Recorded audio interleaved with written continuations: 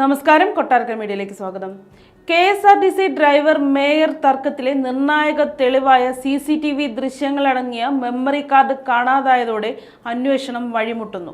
കേസിലെ നിർണായക തെളിവായ ബസ്സിലെ ക്യാമറ ദൃശ്യങ്ങളടങ്ങിയ മെമ്മറി കാർഡ് നഷ്ടമായതോടെയാണ് സംഭവത്തിലെ നിജസ്ഥിതി കണ്ടെത്താനാവാതെയായത്.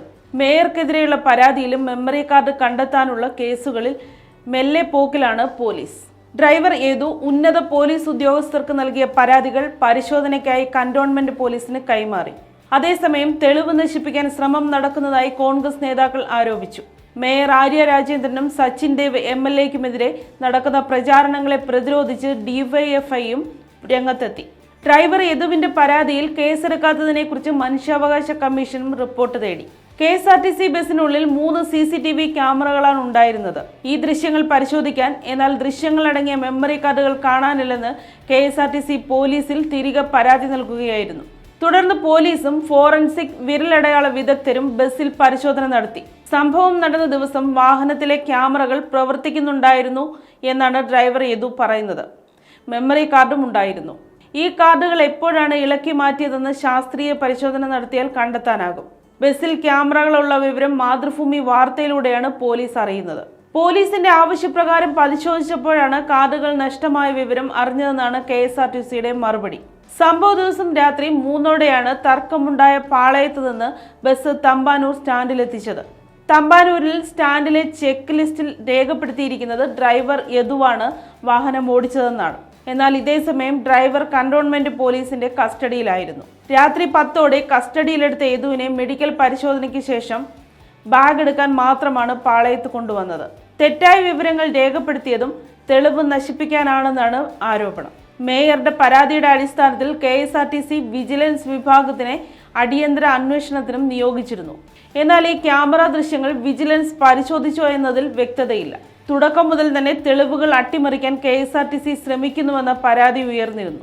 സംഭവ ദിവസം പുലർച്ചെ 3:00-ഓടെ സ്റ്റാൻഡിലേക്ക് മാറ്റിയ ബസ് അടുത്ത ദിവസം മുതൽ തൃശൂരേക്ക് സർവീസ് നടത്തുകയും ചെയ്തു. ബസ് സർവീസ് നടത്തുമ്പോഴും ഡിപ്പോയിലെത്തുമ്പോഴും കണ്ടക്ടർ മുതൽ സുരക്ഷാ ജീവനക്കാർ വരെയുള്ള ഉദ്യോഗസ്ഥർക്ക് ചുമതലയുണ്ട്.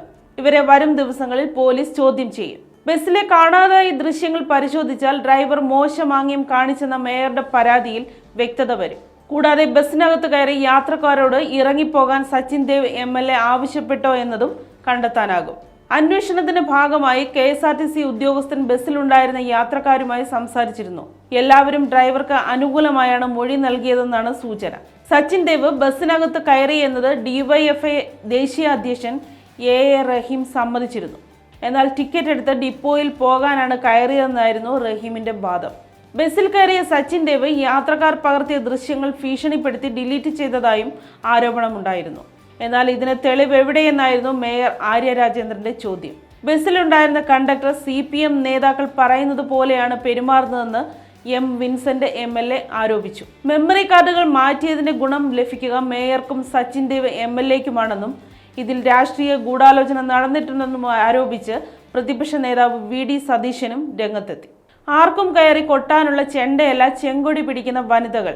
റഹീം തിരുവനന്തപുരം മേയർ ആര്യ രാജേന്ദ്രനും വടകര LDF സ്ഥാനാർത്ഥി KK ശൈലജയ്ക്കുമെതിരെ അങ്ങേയറ്റത്തെ സൈബർ ബുള്ളിംഗ് ആണ് നടക്കുന്നതെന്ന് DYFI അഖിലേന്ത്യാ അധ്യക്ഷൻ A റഹീം. ആർക്കും കയറി കൊട്ടാവുന്ന ചെണ്ടകളാണ് ചെങ്കൊടി പിടിക്കുന്ന വനിതകളെന്ന മിഥ്യാധാരണ അവസാനിപ്പിക്കണമെന്നും അദ്ദേഹം ആവശ്യപ്പെട്ടു. KK ശൈലജയും ആര്യ രാജേന്ദ്രനുമൊക്കെ സൈബർ ഇടങ്ങളിൽ ആക്രമിക്കപ്പെടുന്നത് അവർ ഇടതുപക്ഷമായതുകൊണ്ട് മാത്രമാണ്. യൂത്ത് കോൺഗ്രസും ഇറക്കിവിട്ട സൈബർ ഗുണ്ടകളെ തിരിച്ചു വിളിക്കുന്നതാണ് നല്ലത്. ഏകപക്ഷീയമായി കയറി സൈബർ ആക്രമണം നടത്തിയാൽ തങ്ങൾ ഈ പണിയെല്ലാം നിർത്തിപ്പോകുമെന്ന് ആരും കരുതണ്ട. അശ്ലീല ആംഗ്യം കാട്ടിയെന്ന മേയറുടെ പരാതി വ്യാജ പ്രതിരോധം സൃഷ്ടിക്കാനാണ് എന്നാണ് പ്രചരിപ്പിക്കുന്നത്. സംഭവം നടന്ന് അല്പസമയത്തിനകം ഇടപെട്ട ആളാണ് താൻ. സച്ചിൻ ദേവ് MLA കയറി ബസ്സിൽ നിന്ന് എല്ലാവരെയും ഇറക്കി വിട്ടു എന്നാണ് മറ്റൊരു വ്യാജ പ്രചാരണം. തനിക്കും കൂടി ടിക്കറ്റ് നൽകണമെന്നും ബസ് ഡിപ്പോയിലേക്ക് പോകണമെന്നുമാണ് അദ്ദേഹം ആവശ്യപ്പെട്ടത്, റഹീം പറഞ്ഞു.